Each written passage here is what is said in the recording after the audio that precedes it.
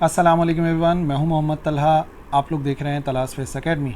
सो बच्चों, हर साल की तरह इस साल भी मोस्ट इम्पॉर्टेंट जो 100 MCQs होते हैं सेकेंड ईयर के, आज मैं वो अपलोड कर रहा हूं। इस वीडियो के अंदर अगर लास्ट ईयर आपने फर्स्ट ईयर में फॉलो किए थे तो आप जानते होंगे कि हम लोग 100 MCQs को डिस्कस करेंगे, उन तमाम कॉन्सेप्ट्स को भी डिस्कस करेंगे जो उन MCQs के अंदर अप्लाई हो रहे हैं।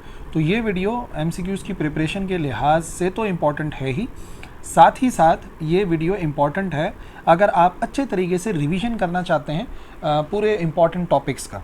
ठीक है, तो चलिए स्टार्ट करते हैं with our first numerical, first multiple choice question. The Avogadro's number is the number of molecules in. देखो, एवोगाड्रोज जो नंबर होता है वो एक्चुअली नंबर ऑफ मॉलिक्यूल्स होते हैं, पर वो नंबर ऑफ मॉलिक्यूल्स किस में होते हैं? वो होते हैं number of molecules in 1 mole of a substance. कैसे? अगर मैं आपको एवोगाड्रोस कांस्टेंट की डेफिनेशन या फॉर्मूला बताऊं तो वो बराबर होता है capital N divide by small n। What is capital N? Number of molecules, और ये जो लिखा हुआ है स्मॉल n, ये होते हैं नंबर ऑफ मोल्स। तो बेसिकली एक मोल के अंदर कितने मॉलिक्यूल्स होते हैं, कितने मॉलिक्यूल्स पाए जाते हैं, वो एवोगाड्रोस नंबर होता है, और वो होते हैं 6.023 10 raise to the power 23 molecules, और ये पाए जाते हैं एक मोल के अंदर। ठीक है। Question number 2, mean translational kinetic energy per molecule of an ideal gas at temperature T। एक आइडियल गैस का जो है वो मीन ट्रांसलेशनल काइनेटिक एनर्जी जो होती है एट टेम्परेचर T, वो किसके बराबर होती है? तो एक्चुअली पहले फार्मूला बताते हैं फिर रीज़न बताते हैं। वो बराबर होती है 3/2 kT के। कैसे बराबर होती है? आप ये बात जानते हैं कि जो टेम्परेचर है वो प्रोपोर्शनल होता है 1/2 mv² के, यानी टेम्परेचर डायरेक्ट प्रोपोर्शनल होता है average kinetic energy of molecules के।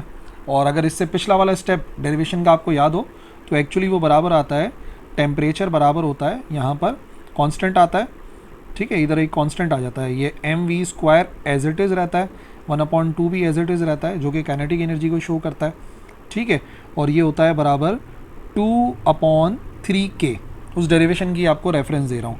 तो एक्चुअल फार्मूला ये है टेम्परेचर को फाइंड करने का ना, with the help of kinetic average kinetic energy.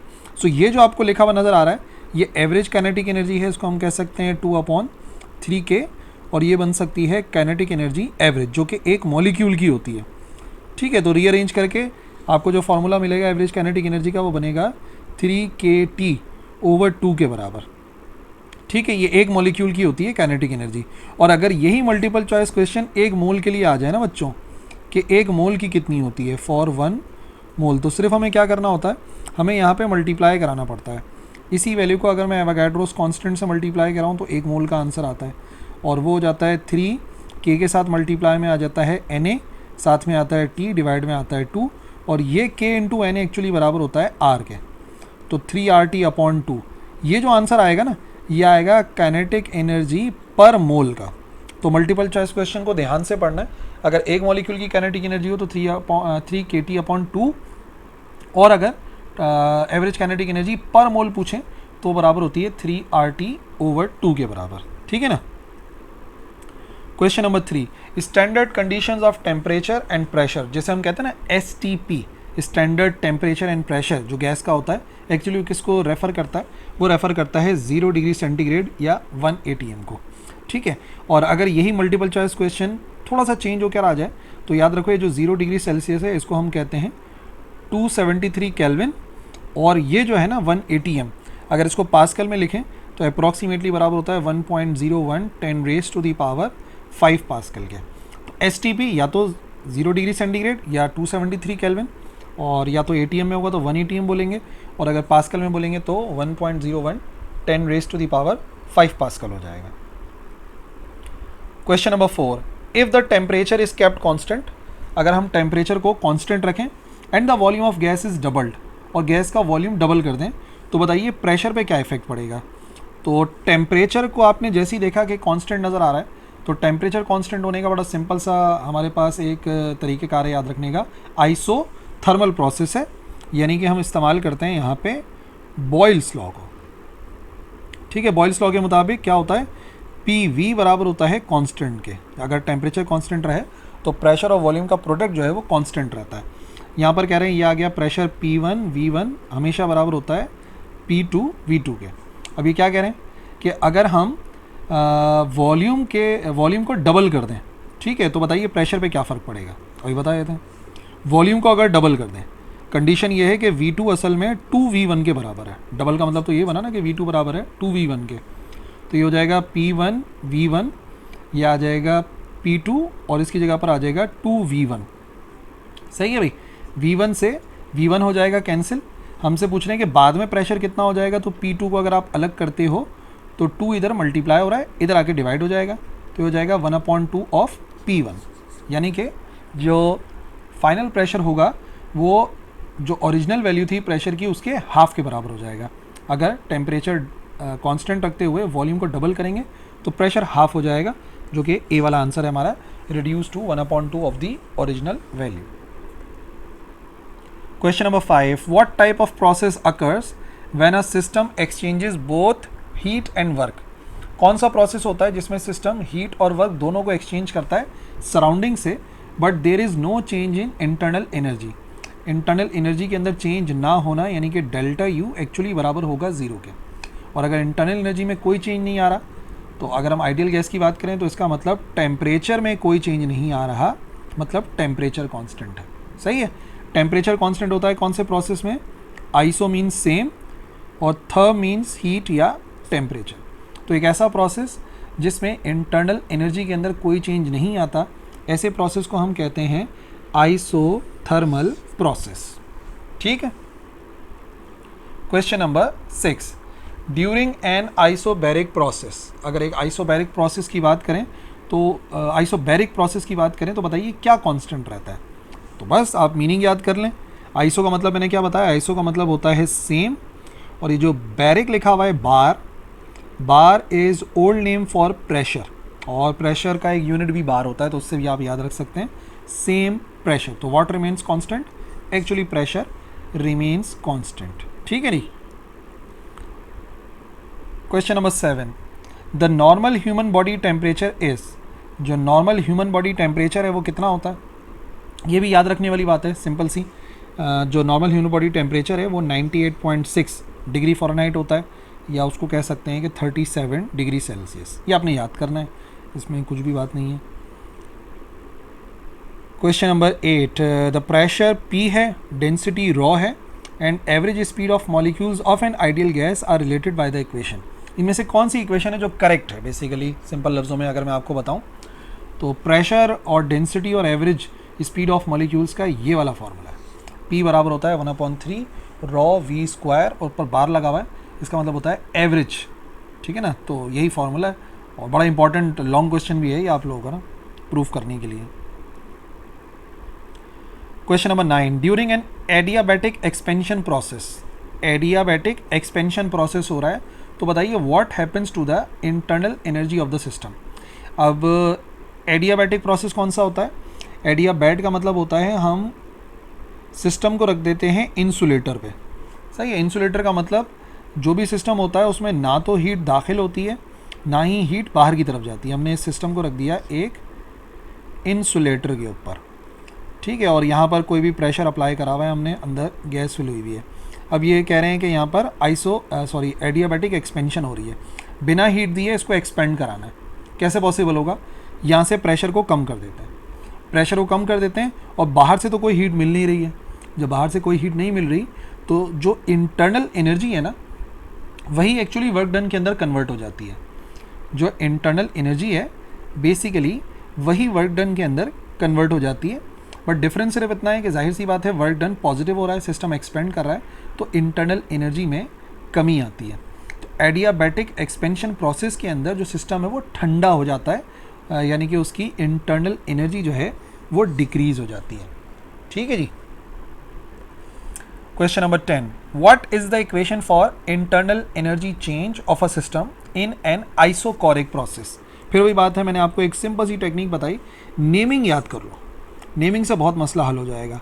Iso mean same, core मतलब वॉल्यूम, तो इसका मतलब ये एक ऐसा प्रोसेस है जो कि हो जाएगा सेम वॉल्यूम वाला प्रोसेस, सेम वॉल्यूम। और अगर वॉल्यूम सेम रहेगा यानी कि सिस्टम कोई भी वर्क नहीं करता, सही है, no work. Work done actually किसके बराबर होगा? वर्क डन बराबर हो जाएगा ज़ीरो के। तो ऐसी सूरत में क्या होता है, अगर फर्स्ट लॉ ऑफ थर्मोडायनेमिक्स के तहत मैं लिखूं तो देखो, according to first law of thermodynamics, जब भी हीट देते हैं दो पार्ट में कन्वर्ट होती है, इंटरनल एनर्जी में और वर्क डन में। बट मैं आपको बता रहा हूँ, अगर कह रहे हैं कि आइसोकोर प्रोसेस है यानी कि सेम वॉल्यूम है यानी कि नो वर्क डन है, तो ये ज़ीरो हो जाएगा। डेल्टा क्यू एक्चुअली बराबर आ जाएगा डेल्टा यू के, ये चीज़ बराबर हो जाएगी ज़ीरो के। तो करेक्ट आंसर देख लो, सिर्फ delta Q is equal to delta U, this one. ये इंटरनल एनर्जी की इक्वेशन है in isochoric process. Question number 11, a semiconductor is an element with a valence electron. जो सेमीकंडक्टर होता है, जो कि बेसिकली प्योर सेमीकंडक्टर होता है, वो या इंट्रिंसिक सेमीकंडक्टर होता है, उसके अंदर कितने वैलेंस इलेक्ट्रॉन होते हैं? 4 वैलेंस इलेक्ट्रॉन होते हैं, ठीक है, जिसके अंदर हो सकता है सिलिकॉन, ठीक है, जर्मीनियम हो सकता है, कॉमनली सिलिकॉन होता है, जर्मीनियम होता है। और ये दोनों के दोनों जो है ना, वो इनका ताल्लुक कौन से ग्रुप से? इनका ताल्लुक होता है पीरियोडिक टेबल के ग्रुप 4A से। और 4 से आपने याद रखना है, जितने भी एलिमेंट्स ग्रुप 4 के अंदर हैं, जैसे कि कार्बन है, सिलिकॉन है, जर्मीनियम है, उनके आउटर मोस्ट शेल के अंदर पाए जाते हैं 4 इलेक्ट्रॉन्स। दैट्स वाई हम ये कह रहे हैं कि सेमीकंडक्टर एक ऐसा एलिमेंट है जिसमें वैलेंस इलेक्ट्रॉन की तादाद 4 के बराबर होती है। Question number 12, a refrigerator with its door open the temperature of room will. एक कमरे के अंदर हमने एक रेफ्रिजरेटर रखा और रेफ्रिजरेटर का दरवाज़ा खोल दिया, ठीक है। तो आपको पता है रेफ्रिजरेटर का क्या काम होता है? हीट को एब्जॉर्ब करना। तो अब आपके जहन में आएगा कि शायद ऐसा करने से वो कमरे की हीट को एब्जॉर्ब करना शुरू हो जाएगा, कुछ टाइम लगेगा लेकिन कमरा ठंडा हो जाएगा। लेकिन बच्चों, ऐसा नहीं होता।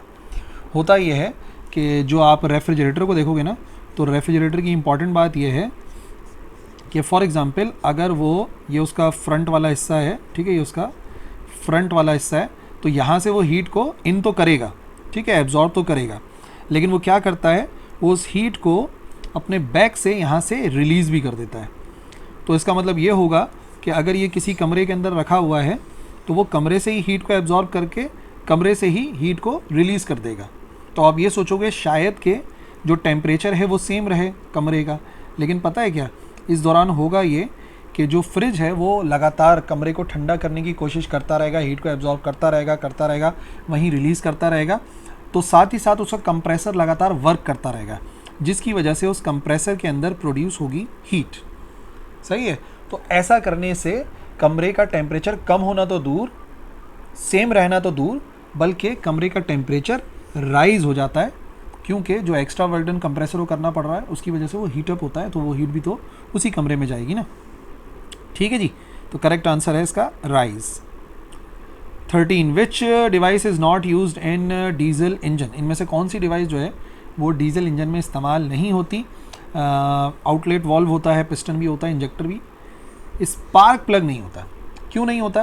क्योंकि देखो जो पेट्रोल इंजन होते हैं ना, पेट्रोल इंजन के अंदर जब हमें इग्निशन कराना होता है तो उसके अंदर जो है ना वो हम कौन सा इग्निशन कराते हैं, उसमें हम स्पार्क से, यानी कि एक चिंगारी सी होती है उससे इग्निशन कराते हैं। ठीक है, ये किसकी बात बता रहा हूँ? ये मैं आपको बात बता रहा हूँ पेट्रोल इंजन की। जबकि जो हमारा डीजल इंजन है ना, डीजल इंजन की ख़ास बात ये कि वो कंप्रेशन इंजन कहलाता है। वहाँ पे जो स्पार्क जो प्रोड्यूस होता है इग्निशन, वो बेसिकली कंप्रेशन की वजह से होता है। तो वहाँ पर होने वाले इग्निशन को कंप्रेशन इग्निशन भी कहते हैं, यानी कि वहाँ पे जो आग लगती है डीजल के अंदर, वो कंप्रेस करने की वजह से होती है। बहुत ज़्यादा जब कंप्रेस कर देते हैं तो फिर आग लग जाती है। तो स्पार्क प्लग की ज़रूरत नहीं होती डीजल इंजन में। 14, विच one of the following process is irreversible.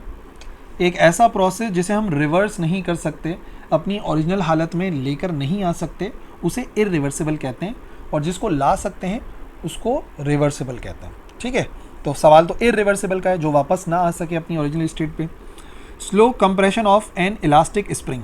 देखो, स्प्रिंग को अगर मैं स्लोली कंप्रेस करता हूँ तो वो स्लो स्लो स्लो स्लो दोबारा एक्सपेंड हो जाता है, तो ऐसा प्रोसेस रिवर्सिबल है। ठीक है। Slow evaporation of a substance in an isolated vessel. अगर स्लोली किसी चीज़ को हम एवोपरेट कराते हैं तो उसको हम रिवर्स भी कर सकते हैं। कैसे? आप पानी को बॉईल करो स्लोली, तो जो एवोपरेशन होगा, वाटर मॉलिक्यूल जो है वो एवोपरेट होंगे, ऊपर से आप ढक्कन ढक दो, तो वही ऊपर जाके ढक्कन पे जमा होके कंडेंस हो जाएंगे। तो ये प्रोसेस भी रिवर्सेबल है। Slow compression of a gas, एक गैस को कंप्रेस करेंगे स्लोली, ठीक है, तो वो कंप्रेस हो जाएगी, फिर आप उसको एक्सपेंड कराएंगे, वो अपनी ओरिजिनल हालत में वापस आ जाएगी। ये सब रिवर्सेबल प्रोसेस है। अ केमिकल एक्सप्लोजन, एक धमाका जो होता है केमिकल, किसी भी केमिकल की वजह से, क्या उस धमाके को हम ओरिजिनल हालत में ला सकते हैं? धमाका होने के बाद मैं चाहूँ कि नहीं दोबारा से वो अपनी पुरानी वाली स्टेट में आ जाए, ऐसा पॉसिबल नहीं है। So chemical explosion is an irreversible process. Doubling the voltage of an X-ray tube, अगर हम किसी एक्सरे ट्यूब को का जो वोल्टेज है उसको डबल कर दें तो इंटेंसिटी पे क्या असर पड़ेगा? Halves the intensity, doubles the intensity, keeps the intensity unchanged, या क्वाड्रपल्स द इंटेंसिटी। अब इसके लिए आपने रिलेशन याद रखना है। देखो जो इंटेंसिटी होती है, जो एक्स रेज की इंटेंसिटी होती है, वो 2 मरतबा वोल्टेज के ऊपर डिपेंड करती है, ठीक है, यानी कि वो वोल्टेज पर डिपेंड करती है स्क्वायर फॉर्म में, ठीक है। तो इसका मतलब क्या हो गया? इसका मतलब ये हो गया कि अगर मैं वोल्टेज को डबल करूँगा, अगर मैं वोल्टेज को डबल करूँगा तो ये 2v का स्क्वायर बनेगा, ठीक है। तो 2v के स्क्वायर का मतलब क्या हो गया? ये 4v हो जाएगा, ठीक है, यानी कि 4 गुना इंटेंसिटी के अंदर फ़र्क आ जाएगा। अगर आप वोल्टेज को डबल करते हैं तो इंटेंसिटी में 4 गुना का फ़र्क देखा जाएगा, और 4 गुना के फ़र्क को कहते हैं quadruples the intensity. Question number 16, metals are good conductors of heat and electricity. ठीक है भाई, हमें पता है मेटल्स जो है वो गुड कंडक्टर्स होते हैं हीट और इलेक्ट्रिसिटी के। ये प्रॉपर्टी किस बॉन्ड को शो करती है? ये शो करती है मेटालिक बॉन्ड्स को, ठीक है। मेटालिक बॉन्ड्स जो होते हैं वो good conductors of heat and electricity हैं, ठीक है। कोवेलेंट बॉन्ड जो हैं वो इलेक्ट्रिसिटी और हीट के अच्छे कंडक्शन नहीं करते, आयनिक करते हैं, लेकिन वो किस फॉर्म में करते हैं? वो सॉल्ट की फॉर्म में करते हैं, यानी कि जब आप उसको उसमें पानी शामिल करते हैं तब वो जो है वो इस तरीके से काम करता है। लेकिन जो मेटालिक बॉन्ड होते हैं वो गुड कंडक्टर्स होते हैं, क्योंकि वहाँ पे जो मेटालिक बॉन्ड होते हैं उसमें फ्री इलेक्ट्रॉन्स होते हैं जो कि मूव कर सकते हैं, इसी को हम कंडक्शन कहते हैं। 17, फॉर अ मेटेलिक क्रिस्टल, एक मेटेलिक क्रिस्टल है, उसमें जो डी लोकलाइज्ड इलेक्ट्रॉन्स होते हैं वो ऑक्यूपाई करते हैं किस बैंड को? ये है सवाल। मेटेलिक क्रिस्टल है तो डी लोकलाइज्ड, ठीक है, जो इलेक्ट्रॉन्स हैं, जो इलेक्ट्रॉन्स होते हैं फ्री इलेक्ट्रॉन्स, वो कौन से बैंड को ऑक्यूपाई करते हैं? Conduction band, valence band, conduction and valence band. There are no delocalized electron. ये तो बात बिल्कुल ही गलत हो गई। याद रखिए मेटेलिक क्रिस्टल के अंदर कंडक्शन और वैलेंस बैंड दोनों को ऑक्यूपाई करते हैं। क्यों? क्योंकि बच्चों इन कंडक्टर्स के अंदर जो वैलेंस बैंड होता है और जो कंडक्शन बैंड होता है वो ऑलमोस्ट एक दूसरे को ओवरलैप किए होते हैं, ठीक है ना। ये हमारा वैलेंस बैंड है और ये हमारा कंडक्शन बैंड है। और याद रखो बात हो रही है मेटल्स की ना, तो मेटल्स के अंदर जो वैलेंस बैंड है और कंडक्शन बैंड है उन्होंने तो एक दूसरे को ओवरलैप किया हुआ होता है। तो ओवरलैप करने का मतलब ये हो गया कि जो भी इलेक्ट्रॉन वैलेंस बैंड के अंदर हैं वो कंडक्शन बैंड में जा सकते हैं विदाउट एनी एनर्जी के बिना भी कंडक्शन बैंड के अंदर जा सकते हैं। तो जितने भी डी लोकलाइज इलेक्ट्रॉन हैं वो कंडक्शन बैंड में भी पाए जा सकते हैं, वैलेंस बैंड में भी। दैट्स वाई मैं लिख दिया यहाँ पे कंडक्शन एंड वैलेंस बैंड। सही है। अगर आप इंसुलेटर की बात करेंगे तो इंसुलेटर के अंदर हाँ ऐसा होगा कि सारे के सारे वैलेंस बैंड में पाए जाते हैं, कंडक्शन बैंड में नहीं पाए जाते। 18, identify particle x in the following nuclear reaction. एक न्यूक्लियर रिएक्शन है, इसके अंदर आपने पार्टिकल को आइडेंटिफाई करना है, क्या बनेगा? अब देखो बड़ी सिंपल सी बात है, यहाँ पे बेरियम की बात हो रही है जो कि 4 है एटॉमिक नंबर, एटॉमिक मास है 9, और हीलियम की बात हो रही है जो कि एटॉमिक नंबर 2, एटॉमिक मास 4, और बन रहा है कार्बन 6 और 12, और यहाँ पे कुछ भी बनेगा, ठीक है। तो हमें उसका Z और A पता करना है। अब यहाँ पे ना जो एटॉमिक चार्ज है उसको पहले बैलेंस कर दो। ये हो गया 4 + 2, 4 + 2 कितना होता है? 4 + 2 होता है 6, तो ये भी 6 हो गया। इसका मतलब ये बात तो कंफर्म है कि यहाँ पर तो 0 आना चाहिए ताकि आंसर 6 के बराबर आ जाए। तो यहाँ पे तो कुछ भी नहीं होना चाहिए, ठीक है। अच्छा, एटॉमिक मास को बैलेंस करके देखो, 9 + 4 कितना होता है? 9 + 4 होता है 13। तो यहाँ पर है 12, तो 12 में क्या प्लस करेंगे 13 आ जाए, 12 में 1 प्लस करेंगे तो 13 आएगा, सही ना। तो इसका मतलब यहाँ पे जो भी चीज़ है 1 आना चाहिए। अच्छा, ऐसा कौन सा पार्टिकल है जिसका कोई चार्ज नहीं होता पर उसका मास होता है? इलेक्ट्रॉन पे भी चार्ज होता है, प्रोटॉन पे भी चार्ज होता है, फोटोन तो बहरहाल है ही नहीं, ये तो एनर्जी है। तो बचा न्यूट्रॉन। न्यूट्रॉन एक ऐसा पार्टिकल होता है जिसका कोई एटॉमिक नंबर नहीं होता बट उसका एटॉमिक मास होता है। इस वजह से करेक्ट आंसर बनेगा न्यूट्रॉन। ठीक है, ऐसे रिएक्शंस की ना आप प्रैक्टिस करके रखिएगा। The net change in entropy as a system in a natural process. देखो तमाम के तमाम जो नेचुरल प्रोसेस होते हैं उनमें जो एंट्रोपी होती है वो टाइम के लिहाज से बढ़ती रहती है, एंट्रोपी इंक्रीज होती है। और अगर एंट्रोपी इंक्रीज होती है तो इसका मतलब चेंज इन एंट्रोपी ऑलवेज क्या आएगा, पॉजिटिव आएगा। ठीक है, अगर रिवर्सिबल प्रोसेस होते हैं 100% और कोई भी नेचुरल प्रोसेस 100% रिवर्सिबल तो नहीं है, तो फिर ज़ीरो हो सकता था, नेगेटिव तो मुमकिन ही नहीं है। तो यही एक आंसर है, पॉजिटिव ही हो सकती है। Question number 20, the efficiency of diesel engine is. Diesel engine की जो एफिशिएंसी है वो पेट्रोल इंजन के लिहाज से कैसे होती है? याद रखो बच्चों, डीजल इंजन की एफिशिएंसी पेट्रोल इंजन से काफ़ी ज़्यादा होती है। क्यों ज़्यादा होती है? वैसे तो हमने इसके एमसीक्यूज़ वाली सीरीज़ में डिस्कस किया था, लेकिन थोड़ा सा आइडिया मैं आपको दे दूं। ये कंप्रेशन पे काम करता है, कंप्रेशन इग्निशन होता है। नतीजे में क्या होता है कि ये बेहतर तरीके के साथ इसमें जो रेजिडुअल होता है वो ना होने के बराबर होता है, यानी कि मेजॉरिटी मैक्सिमम वर्क डन जो पॉसिबल होता है वो डीजल इंजन में होता है as compare to petrol engine, क्योंकि पेट्रोल के अंदर उतना क्लियर कंबशन नहीं होता जितना डीजल में होता है। ठीक है। 21, second law of thermodynamics states that. इसमें से कौन सी बात है जो सेकेंड लॉ ऑफ थर्मोडायनेमिक्स के तहत सही है? हीट कैन बी कन्वर्टेड, ये बात तो गलत ही हो गई, कन्वर्ट हो सकती है। Heat flows from cold to hot, heat cold से हॉट की तरफ चली जाती है, नहीं, जनरली हीट हॉट से कोल्ड की तरफ जाती है, ना कि कोल्ड से हॉट की तरफ, ये बात भी गलत हो गई। एंट्रोपी डिक्रीजेस, मुमकिन ही नहीं है, एंट्रोपी वक्त के लिहाज से कम नहीं होती। करेक्ट आंसर ये है कि एंट्रोपी किसी भी नेचुरल प्रोसेस की इंक्रीज होती है ओवर टाइम। ठीक है, बाकी सारी बातें तो मैंने बता दी आपको किस तरह से गलत हो रही हैं। The process violets the second law of thermodynamics is. इसमें से कौन सा ऐसा प्रोसेस है जो सेकेंड लॉ ऑफ थर्मोडायनेमिक्स को वायलेट कर रहा है? ठीक है, गलत, मतलब कौन सी ऐसी स्टेटमेंट है जो कि गलत है according to second law of thermodynamics? Refrigerator cooling करता है, नहीं, ये एक प्रोसेस है, रेफ्रिजरेटर कूलिंग करता है, सही बात है, ये कोई सेकेंड लॉ को वायलेट नहीं करता। अगर वायलेट करता तो ये लॉ हम पढ़ते क्यों? खुद सोचो ना, अगर ये लॉ ही गलत हो जाता तो हम बोलते देखो रेफ्रिजरेटर चलता है तो लॉ तो गलत हो गया, तो ये बात तो गलत है। हीट इंजन वर्किंग, नहीं, हीट इंजन भी वर्क करते हैं, तो सेकेंड लॉ ऑफ थर्मोडायनेमिक्स सही है। गैस का मिक्स होना, नहीं, गैसेस मिक्स भी होती हैं, ये भी वायलेट नहीं कर रहा। सिर्फ एक ही चीज़ वायलेट कर रही है कि हीट ऑटोमेटिकली फ्लो कर जाए कोल्ड से हॉट की तरफ, क्योंकि बच्चों याद रखो हीट हमेशा हॉट बॉडी से कोल्ड बॉडी की तरफ जाती है, कोल्ड से हॉट की तरफ खुद ब खुद तो जा ही नहीं सकती, रेफ्रिजरेटर की मदद से जा सकती है, तो वो तो सही बात है। क्योंकि पूरी स्टेटमेंट ये है heat can not be transferred from cold to hot without expenditure of energy. तो रेफ्रिजरेटर में बिजली खर्च करते हैं तो ये तो कर सकते हैं, लेकिन अगर मैं लिखूँ कहीं पे कि हीट कोल्ड से हॉट की तरफ जा रही है तो बच्चों ऐसा पॉसिबल नहीं है, ये हमारे सेकेंड लॉ ऑफ थर्मोडायनेमिक्स को वायलेट करता है। 23, the magnitude of induced EMF increases with. इनमें से कौन सी ऐसी चीज़ है जिसके लिहाज से magnitude of induced EMF increase हो जाता है? So magnitude of induced EMF according to Faraday's law of electromagnetic induction होता है। According to Faraday's law of electromagnetic induction, इसके मुताबिक हमें पता लग जाएगा, ये होता है -n delta magnetic flux with respect to time, rate of change of magnetic flux होता है। देख लो, the decrease in the speed of conductor's motion, कहीं नहीं लिखा हुआ। The decrease in the strength of magnetic field, नहीं है, मैग्नेटिक फील्ड ज़्यादा तो फ्लक्स ज़्यादा, फ्लक्स ज़्यादा तो इंक्रीज होना चाहिए। The increase in the number of turns in the coil, ये बात सही है, नंबर ऑफ टर्न्स ज़्यादा होंगे तो ऑटोमेटिकली ईएमएफ भी ज़्यादा हो जाएगा। ठीक है, ये करेक्ट आंसर है।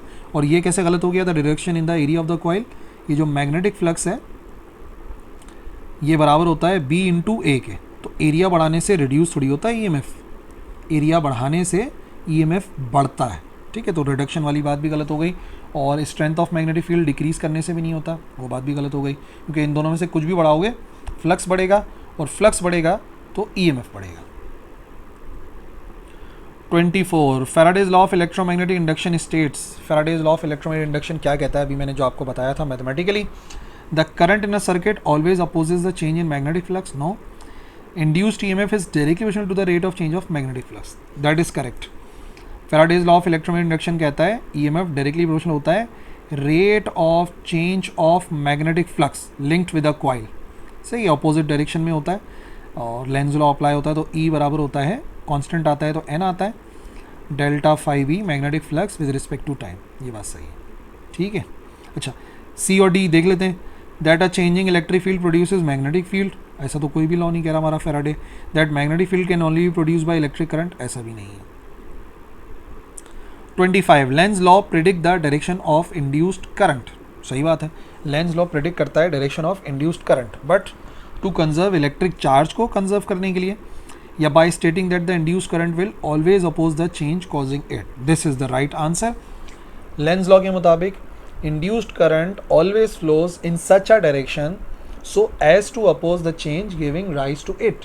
यानी इंड्यूस्ड करंट हमेशा ऐसी डायरेक्शन में फ़्लो करता है कि वो अपने फ़्लो के ज़रिए मुखालफत करता है उस चेंज की जिसकी वजह से वो प्रोड्यूस हो रहा है, और वही यहाँ पे लिखा हुआ है, by stating the induced current will oppose the change causing it.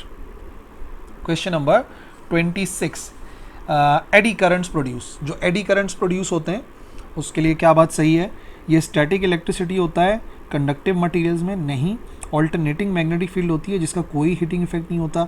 याद रखो, एडी करंट्स का हीटिंग इफेक्ट होता है, तो ये ऑप्शन बिल्कुल ही गलत हो गया। Magnetic field that oppose the inducing field and cause heating in conductors, that is the right answer.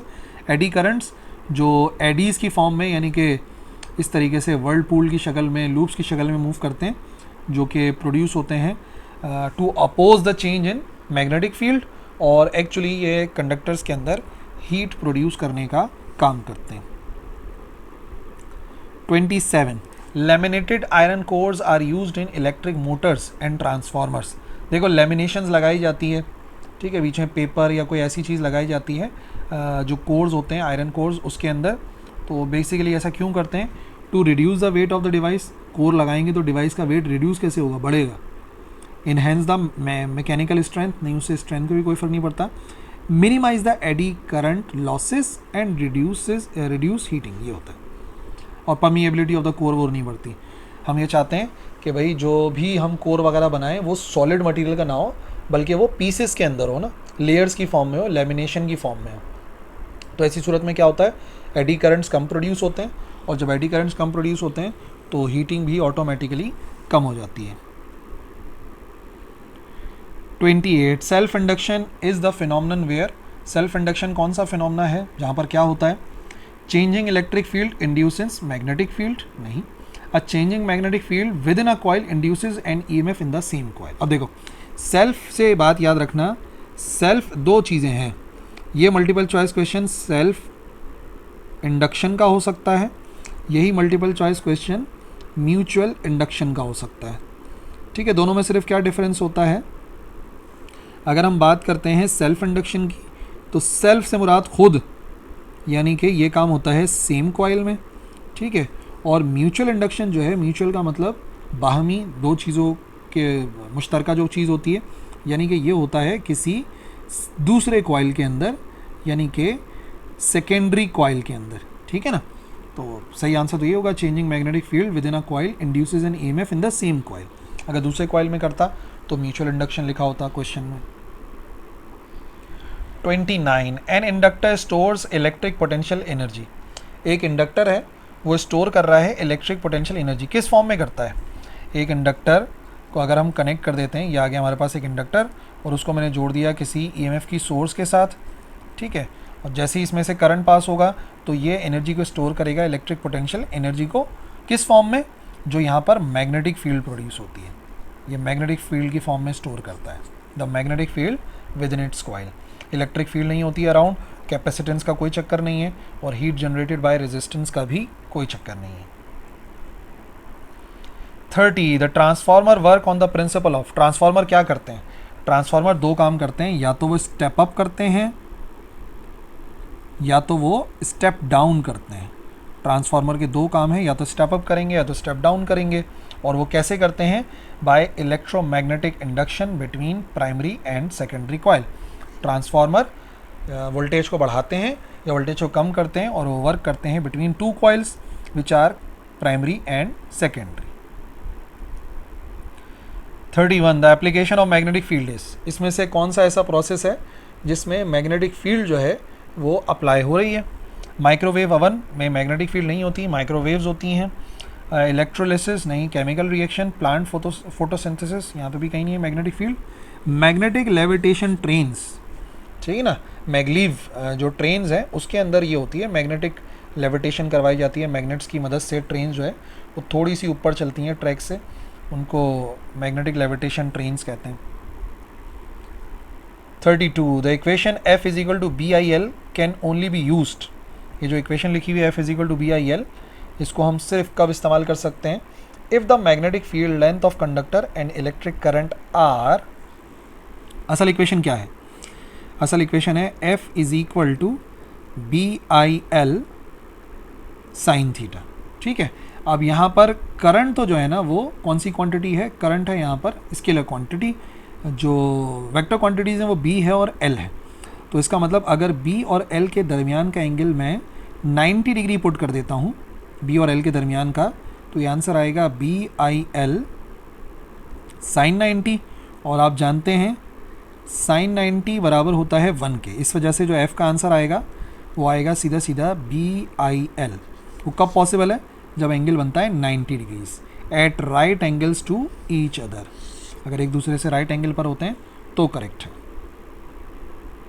ठीक है जी। Next question number 33 the charge on a particle is doubled, एक पार्टिकल है उसके ऊपर हमने चार्ज को डबल कर दिया, वेलोसिटी सेम रही, तो how then the magnetic force on the particle will be, तो जो मैग्नेटिक फोर्स अप्लाई होती है पार्टिकल पे वो कैसे होगी? अब इस केस के अंदर जो फॉर्मूला है F is equal to Q V B sine theta होता है, ठीक है, पार्टिकल के ऊपर। अब सवाल ये है कि ये कह रहे हैं कि हम चार्ज को डबल कर दें, तो अगर इस चार्ज को आप डबल करेंगे, अगर आप इसको 2 टाइम्स करेंगे तो ऑटोमेटिकली जो फोर्स है वो भी 2 टाइम्स बढ़ जाएगी, क्योंकि बाकी सबको तो हमने कांस्टेंट रखा है। So A doubled is the right answer. Next question number 34 the strength of magnetic field of solenoid can be increase by, जो मैग्नेटिक फील्ड की स्ट्रेंथ होती है सोलिनॉइड की उसको हम कैसे बढ़ा सकते हैं? फॉर्मूला क्या है? फॉर्मूला है हमारे पास B is equal to mu naught n I के बराबर। Mu naught permeability of free space, अच्छा n क्या है? n के लिए बच्चों याद रखना ये होता है number of turns per unit length, सही ना, ये सिर्फ नंबर ऑफ टर्न्स नहीं होते, ये number of turns per unit length होता है। इंक्रीजिंग नंबर ऑफ टर्न्स, देखो अब बच्चे कंफ्यूज होते हैं कि नंबर ऑफ टर्न्स को बढ़ाने से देखो मैग्नेटिक फील्ड तो बढ़ सकती है, लेकिन बच्चों यहाँ पर ये नहीं लिखा हुआ कि उसी लेंथ के ऊपर बढ़ा रहे हैं।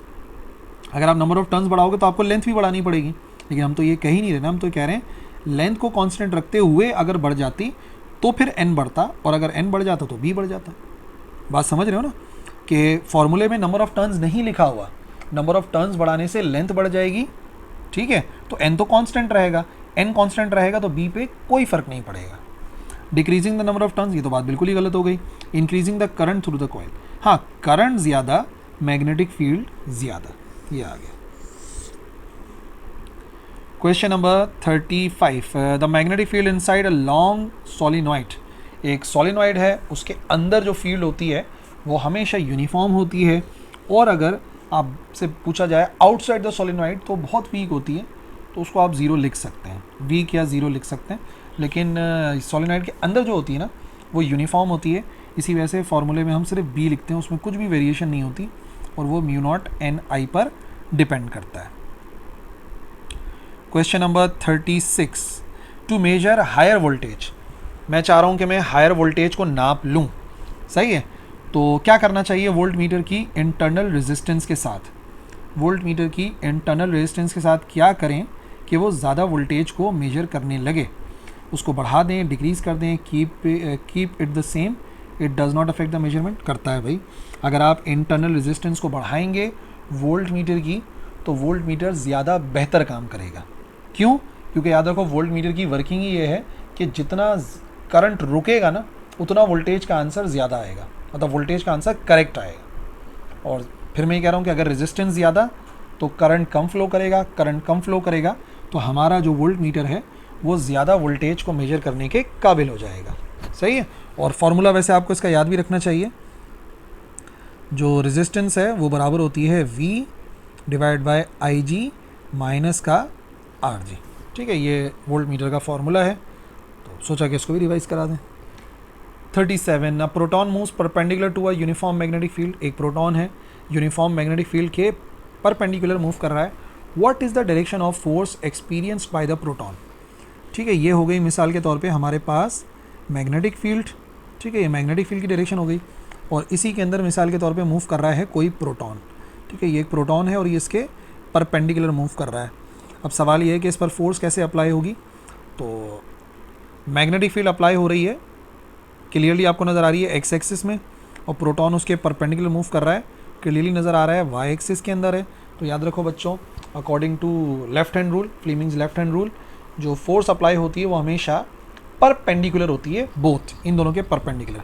यानी कि जो फोर्स अप्लाई होगी वो स्क्रीन से बाहर की तरफ या अंदर की तरफ होगी, जैसे भी हो, लेकिन वो होगी फोर्स हमेशा जेड एक्सिस में।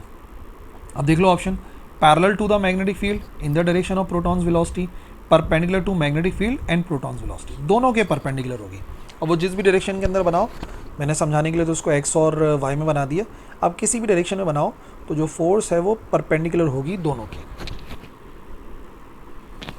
38 इन एयर एट STP, अगर हवा है STP पर तो जो एवरेज स्पीड है oxygen molecules is greater than the nitrogen molecules, nitrogen molecules is greater than oxygen molecules, या ऑक्सीजन मॉलिक्यूल्स अप्रॉक्सीमेटली इक्वल होता है नाइट्रोजन के, या helium is greater than both oxygen and nitrogen. अब देखो, जो रूट मीन स्क्वायर स्पीड होती है ना, इसका क्या फार्मूला है। ठीक है, इसका फार्मूला होता है 3kT/m। ठीक है, या अगर r के फॉर्म में लिखोगे तो 3RT ओवर मॉलिक्यूलर मास आता है, मोलर मास आता है। दोनों ही सूरतों में आपको बड़ी क्लियर सी बात नज़र आ रही है कि जिस चीज़ का मास ज़्यादा उसकी स्पीड कम। सही है, जिस चीज़ का मोलर मास ज़्यादा उसकी स्पीड कम। अब आप देख लो इसमें से किसका मोलर मास ज़्यादा है। ऑक्सीजन की बात करें तो ऑक्सीजन का मोलर मास कितना है, ऑक्सीजन का मोलर मास होता है 16 ग्राम। और अगर बात की जाए नाइट्रोजन के मॉलिक्यूल की तो नाइट्रोजन का जो मोलर मास है होता है 28 ग्राम। ठीक है, तो और आखिरी है हीलियम। हीलियम का मास कितना है, हीलियम का मास होता है 4 ग्राम। अब क्लियर सी बात है कि जो हीलियम का मास है वो इनके लिहाज से कम है ऑक्सीजन और नाइट्रोजन के लिहाज से, तो मास कम स्पीड ज़्यादा, दैट्स वाई हीलियम एटम की जो स्पीड है वो नाइट्रोजन और ऑक्सीजन दोनों से ज़्यादा होती है। 39 if the absolute temperature of a gas is increased, अगर हम एब्सोल्यूट टेम्परेचर किसी गैस का 3 गुना बढ़ा दें तो बताइए RMS पे क्या फ़र्क पड़ेगा। अभी मैंने आपको फार्मूला बताया कि जो VRMS है वो बराबर होता है 3kT/m के। ठीक है, और अगर मोलर मास की बात होती तो वो 3RT/m होता, बट हमें तो टेम्परेचर से मकसद है ना इस मल्टीपल चॉइस क्वेश्चन में, इस वजह से कह रहे हैं। तो यहाँ पर अब सीधी सी बात यह है कि अगर आप टेम्परेचर के अंदर 3 गुना इजाफा कर देते हैं, सही है, तो वो रूट में 3 आ जाएगा, बाकी सब चीज़ें कांस्टेंट रहेंगी ना।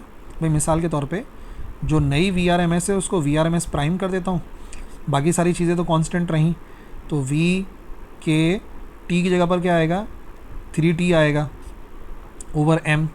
इसको रूट वाली वैल्यू को बाहर लिख लो, ये हो जाएगा VRMS √3 और बाकी रूट में क्या बचा 3kT/m। इसको मल्टीप्लाई नहीं करना क्योंकि हमें फार्मूला बनाना है। ये पूरी चीज़ आपको किसके बराबर नज़र आ रही है, ये नज़र आ रही है एक्चुअल VRMS के। तो जो फाइनल एवरेज स्पीड होगी वो एक्चुअल के √3 टाइम्स हो जाएगी। सो करेक्ट आंसर होगा √3 times. 40 the parameter for measuring the rate of change of alternating current or voltage with respect to time is, इसमें से कौन सा ऐसा पैरामीटर है, कौन सी ऐसी फिजिकल क्वांटिटी है जो कि rate of change of alternating current को नाप सकती है। एम्पलीट्यूड नहीं, एम्पलीट्यूड बताता है कि उसकी वैल्यू कितनी है, इंटेंसिटी कितनी है, एनर्जी कितनी है, ये सब बताता है। फेज़ एंगल डिफरेंट चीज़ है, पीक वोल्टेज उसी को डबल में बताता है। फ्रीक्वेंसी जो है वो एक्चुअली बताती है कि कितना जल्दी जल्दी जो ऑल्टरनेटिंग करंट है वो चेंज हो रहा है या ऑल्टरनेटिंग वोल्टेज चेंज हो रहा है। सही है, जैसे मिसाल के तौर पे हमारे यहाँ पाकिस्तान में जो सप्लाई है वोल्टेज की उसकी फ्रीक्वेंसी होती है ऑल्टरनेटिंग करंट की, वो 50 हर्ट्ज़ होती है। तो 50 हर्ट्ज़ जो है बेसिकली हमें बताता है कि हर सेकंड के अंदर ये 50 वेव्स बन रही होंगी, यानी 100 मरतबा ऑल्टरनेट हो रही होगी साइकिल, पॉजिटिव से नेगेटिव, नेगेटिव से पॉजिटिव। तो फ्रीक्वेंसी ही वो पैरामीटर है जो बताता है rate of change of alternating current या वोल्टेज। इन एसी सर्किट्स, अगर बात की जाए एसी सर्किट्स की, सो जो फेज डिफरेंस होता है करंट और वोल्टेज का इन प्योरली रेजिस्टिव सर्किट कितना होता है? याद रखिए, रेजिस्टिव सर्किट के अंदर ना करंट लीड करता है ना वोल्टेज लीड करता है, बल्कि दोनों एक ही साथ काम करते हैं। ठीक है, जैसे जैसे वोल्टेज चेंज होता रहता है वैसे वैसे करंट चेंज होता रहता है। अगर वेव बनाऊं तो फॉर एग्जांपल अगर ये वोल्टेज की वेव है, ठीक है, तो जो करंट की वेव होती है वो इसी के लिहाज से ये हो जाएगी, ये आ गई करंट की वेव, यानी दोनों में कोई फेज़ डिफरेंस नहीं होता। अगर आप इसको फेज़र के ज़रिए बनाते हैं तो फेज़र के अंदर भी आपको ऐसा नज़र आएगा कि लेट से किसी एंगल के ऊपर है हमारे पास, ये आ गया वोल्टेज, सही है, तो इसी फेज़ एंगल के ऊपर ही करंट होता है, ये आ जाता है अमाउंट ऑफ करंट, यानी कि दोनों का फेज़ सेम होता है, नो फेज़ डिफरेंस, यानी कि 0 डिग्रीज। और अगर ये सवाल प्योर कैपेसिटिव या इंडक्टिव होता तो उसमें फेज़ डिफरेंस जो है वो 90 डिग्री के बराबर होता। 42, a device used to measure root mean square, यानी कि VRMS, value of an AC voltage और करंट, ऐसी कौन सी डिवाइस है जो वोल्टेज या करंट की जो है वो मेजर करके बता सकती है रूट मीन स्क्वायर वैल्यू? तो वोल्ट मीटर नहीं करता, एमीटर नहीं करता, वेवियोमीटर भी और के लिए सही नहीं। ऑसिलोस्कोप एक ऐसी डिवाइस होती है जहाँ पर हम जो इंस्टेंटेनियस वैल्यूज़ होती हैं, रूट मीन स्क्वायर वैल्यूज़ होती हैं, उनको देख सकते हैं, उनको मेजर कर सकते हैं। बाकायदा जो ऑसिलोस्कोप्स होते हैं वो वैल्यूज़ को मेजर करके भी दिखाते हैं। ठीक है, तो करेक्ट आंसर हो जाएगा ऑसिलोस्कोप। एवियोमीटर डिफरेंट है थोड़ा सा, क्योंकि यहाँ पे थोड़ी सी कन्फ्यूजन होती है बच्चों को, क्या बोलते हैं एवियोमीटर भी करता है ऐसा। एवियोमीटर वो मतलब ऑसिलोस्कोप जो है वो हमें वैल्यू देता है रूट मीन स्क्वायर, ठीक है, और एवियोमीटर जो हमें वैल्यूज़ देता है वो उस इंस्टेंट की वैल्यू देता है कि अभी वोल्टेज कितना है या अभी करंट कितना है, तीनों को मेजर करके बताता है एवीओ। एमीटर वोल्ट मतलब कि करंट, वोल्टेज और ओम यानी कि रेजिस्टेंस की value. 43, in an AC circuit the term reactance represent, AC circuit के अंदर एक वर्ड हम इस्तेमाल करते हैं रिएक्टेंस, और पता है ये दो चीज़ों के लिए इस्तेमाल करते हैं, कैपेसिटिव रिएक्टेंस, इंडक्टिव रिएक्टेंस। इससे आप याद रखेंगे सिर्फ ओमिक रेजिस्टेंस होती है, नहीं, resistance DC currents only, no, capacitive and inductive opposition to current flow. तो नाम से याद रख लो ना, इंडक्टिव भी होती है कैपेसिटिव भी होती है, तो इसका मतलब ये दोनों होती हैं। 44, an acceptor atom is also called, इनमें से जो एक्सेप्टर एटम है वो कौन सा कहलाता है? Trivalent elements are known as acceptor atom, और जो पेंटावैलेंट होते हैं इनको डोनर एटम कहते हैं।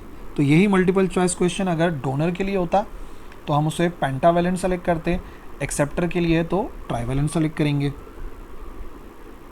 The frequency of standard house hold alternating current in Pakistan, एक पहले बता भी दिया इत्तफाक से मैंने, जो फ्रीक्वेंसी है AC सप्लाई की पाकिस्तान में वो 50 हर्ट्ज़ के बराबर होती है, यानी कि जो करंट हमारे घरों में आ रहा होता है उसकी जो फ्रीक्वेंसी होती है, नंबर ऑफ़ वेव्स जो आती हैं ऑल्टरनेटिंग करंट की, एक्चुअली वो 50 होती हैं in 1 second. 46, a type of circuit characterized by equal values of capacitive reactance and inductive reactance, एक ऐसा सर्किट जिसके अंदर जो कैपेसिटिव रिएक्टेंस है और इंडक्टिव रिएक्टेंस है वो दोनों बराबर हो जाएं, ऐसे सर्किट को हम कहते हैं रेजोनेंट सर्किट। सही है, बाकायदा ये टॉपिक है पूरा रेजोनेंट सर्किट का, और वो तब होता है जब कैपेसिटिव रिएक्टेंस और इंडक्टिव रिएक्टेंस एक दूसरे के बराबर हो जाती हैं। अगर नहीं पढ़ा हुआ लेक्चर चैनल पे अवेलेबल है, देख सकते हो जाके। 47, the property of body by virtue of which it tends to regain its original size and shape when the applied force is removed. आप किसी बॉडी पे फोर्स अप्लाई करें तो उसकी शेप बदल जाएगी या उसका साइज़ बदल जाएगा। अब जैसे ही फोर्स को रिमूव करें तो वो अपनी असल हालत को इख्तियार कर ले दोबारा से। इस प्रॉपर्टी को क्या कहते हैं? This property is known as elasticity. जो इलास्टिक मटेरियल होते हैं वो अपनी ओरिजिनल स्टेट को दोबारा रीगेन कर लेते हैं। 48, substances which can be stretched due to stretch to cause large strain, ऐसे substances को इलास्टोमर्स कहते हैं जिनमें आप जो है वो स्ट्रेस अप्लाई करें और उनमें बहुत ज़्यादा स्ट्रेन आ सकता है, बहुत ज़्यादा खींच सकते हैं, तो स्पेशल टाइप ऑफ सब्सटेंसेज होते हैं, जैसे कि रबर हो सकता है, स्पेशल टाइप ऑफ रबर होता है, उसको आप बहुत ज़्यादा भी खींचते हैं तो वो खिंचता चला जाएगा, वो इलास्टोमर्स कहलाते हैं। ठीक है, अब बाकी सवाल जो हैं, ब्रिटल के ऊपर आप थोड़ी सी स्ट्रेस अप्लाई करोगे तो वो ब्रेक हो जाता है। डक्टाइल जो है वो लार्ज स्ट्रेन प्रोड्यूस नहीं कर सकता होल्ड। प्लास्टिक मटेरियल तो वापस आ ही नहीं सकते अपनी ओरिजिनल स्टेट में। इलास्टोमर्स ही ऐसे सब्सटेंसेज हैं जिनमें लार्ज स्ट्रेन प्रोड्यूस हो सकता है। 49, if the load is increase beyond the point, किसी भी सब्सटेंस के ऊपर अगर हम लोड को बियॉन्ड लिमिट बढ़ा दें तो द स्ट्रेन इंक्रीजेज रैपिडली, जो स्ट्रेन है अचानक से बढ़ जाता है। छोटे से स्ट्रेस लाने से भी ऐसे पॉइंट को यील्ड पॉइंट कहते हैं। यील्ड पॉइंट को जैसे ही क्रॉस कर जाते हैं ना, तब आप स्ट्रेस के अंदर थोड़ा सा भी चेंज लेकर आते हैं तो large amount of strain produce होता है। ठीक है, फ्रैक्चर नहीं, वो तो बिल्कुल लास्ट में जाकर होता है। The reciprocal of bulk modulus, किसी भी सब्सटेंस के बल्क मॉड्यूलस का अगर आप रेसिप्रोकल निकालें तो उसे कहते हैं कंप्रेसिबिलिटी। सही है, कंप्रेस होने की सलाहियत। और जो बल्क मॉड्यूलस होता है वो होता है कि कितना जो है वो अपोजिशन करते हैं कंप्रेशन को। सही ना, उसे कहते हैं ये जो बल्क मॉड्यूलस है इसका एक और भी नाम था ना, याद करो, इसको बोलते हैं मॉड्यूलस ऑफ कंप्रेसिबिलिटी, कि कोई भी सब्सटेंस कितना रेजिस्टेंस ऑफर करता है कंप्रेशन के खिलाफ। तो जाहिर सी बात है, बल्क मॉड्यूलस ज़्यादा, कंप्रेशन कम, बल्क मॉड्यूलस कम, कंप्रेशन ज़्यादा, एक दूसरे के रेसिप्रोकल होते हैं ये। 51, which of the following statement is या आर रॉन्ग, कौन सी स्टेटमेंट है जो कि गलत है इसमें से। Hollow shaft is much stronger then a solid of same length and same mass. ठीक है, सेम लेंथ है और सेम मास है। ठीक है, तो जो हॉलो शाफ्ट होती है वो ज़्यादा स्ट्रोंगर होती है। Number 2, reciprocal of bulk modulus और इलास्टिसिटी इज कॉल्ड कंप्रेसिबिलिटी, ये बात भी सही है। अच्छा, 1 भी बात सही थी, जो हॉलो शाफ्ट होती है वो ज़्यादा स्ट्रोंगर होती है। It is difficult to twist a long rod as compare to small rod, ये अलॉन्ग नहीं है, आ लॉन्ग रॉड। ठीक है, ये कह रहे हैं कि जो लंबी रॉड होती है उसको ट्विस्ट करना डिफ़िकल्ट होता है और शॉर्ट को ट्विस्ट करना आसान होता है। ये बात तो बिल्कुल गलत है।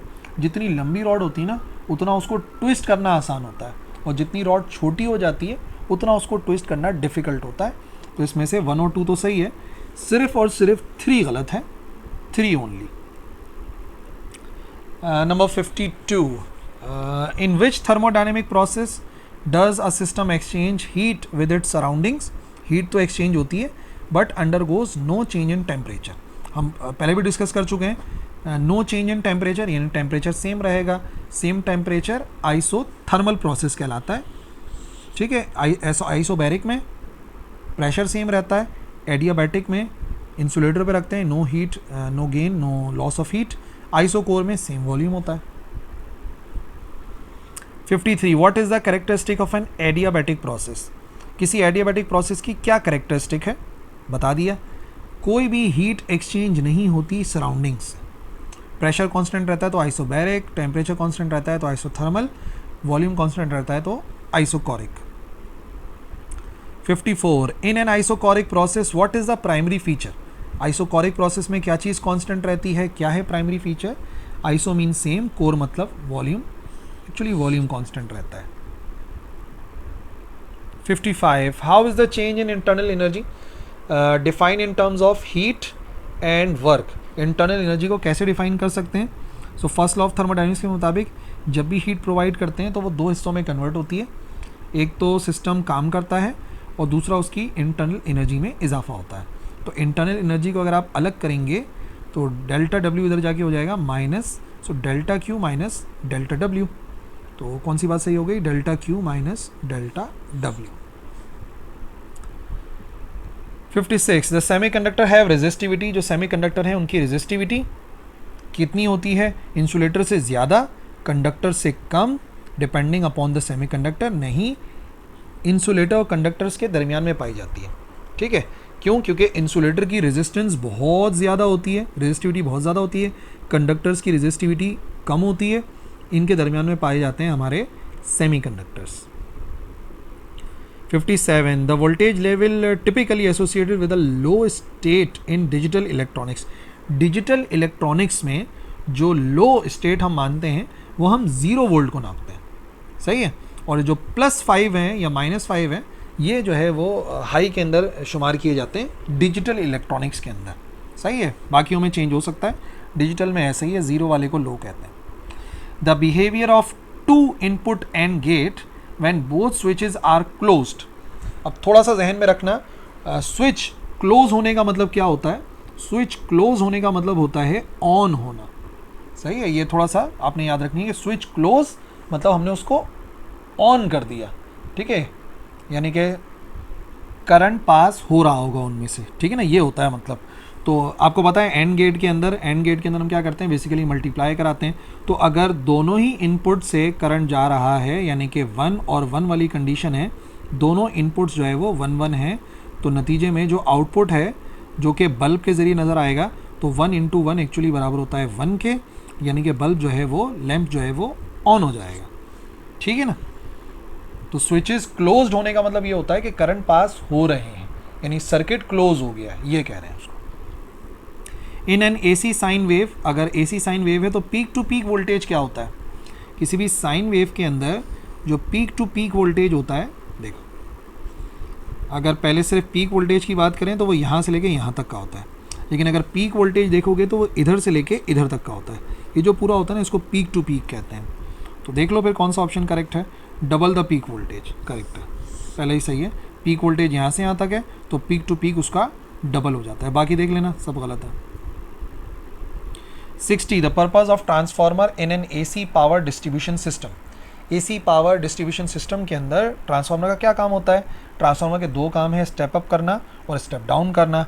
कन्वर्ट करने का काम रेक्टिफायर्स करते हैं, इलेक्ट्रिकल एनर्जी स्टोर नहीं होती ट्रांसफार्मर में। Regulate current flow, no. To step up or step down voltage is the correct answer.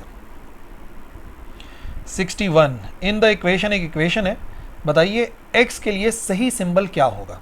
वही करना है आपने, बैलेंस करना है। ये आ गया 13, ये आ गया 27, ये आ गया हमारे पास हीलियम 2 और 4, और ये हमारे पास बन रहा है फॉस्फोरस 15 और 30। और x के बारे में सोचना है कि यहाँ पे क्या आना चाहिए। तो देख लो, ऐड करो, कितना हो गया? 13 + 2, ये आ गया 15, तो 15 तो 15 हो गया, यानी कि यहाँ पे 0 आना चाहिए। फिर 27 + 4, 27 + 4 कितना होता है? 31। तो 30 में क्या ऐड करना चाहिए? 30 में ऐड करना चाहिए 1, यानी 0 और 1। तो एक्चुअली ऐसा एक मल्टीपल चॉइस क्वेश्चन हम पहले भी कर चुके हैं। 0 और 1 एक्चुअली जाहिर करता है न्यूट्रॉन को।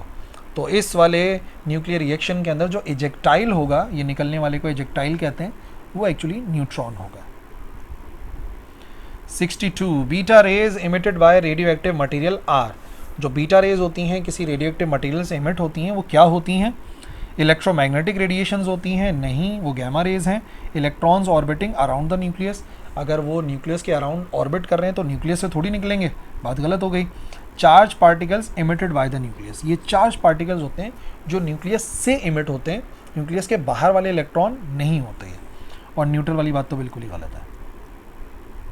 63 which of the following phenomena is not predicted by special relativity. Special theory of relativity इनमें से किसको प्रिडिक्ट नहीं करती?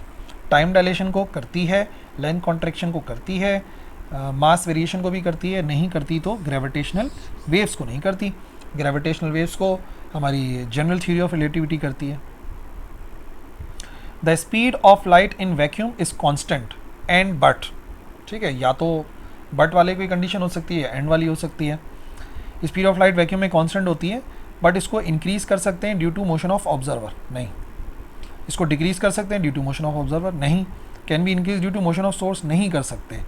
जो स्पीड ऑफ लाइट है वो इंडिपेंडेंट होती है मोशन ऑफ ऑब्जर्वर और सोर्स ऑफ लाइट के, ठीक है ना, यानी कि सोर्स ऑफ लाइट मूव करे, ऑब्जर्वर मूव करे, कोई फ़र्क नहीं पड़ता, लाइट की स्पीड कांस्टेंट रहती है।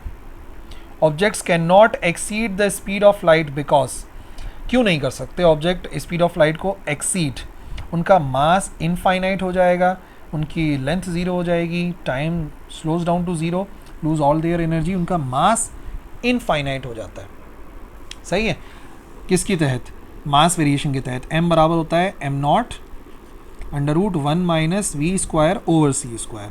तो बात बड़ी सिंपल सी है, अगर आप कह रहे हो कि ये दोनों बराबर हो रहे हैं, स्पीड जो है वो स्पीड ऑफ लाइट की इक्वल हो गई, तो m बराबर हो जाएगा m not 1 minus c square over c square, दोनों कैंसिल, जब कैंसिल हो गए तो m बराबर आ जाएगा m not over under root 1 minus 1, आपको पता है 1 माइनस 1 बराबर होता है 0 के, किसी भी चीज़ को 0 से डिवाइड कराएं तो मास इनफाइनाइट हो जाएगा, ठीक है।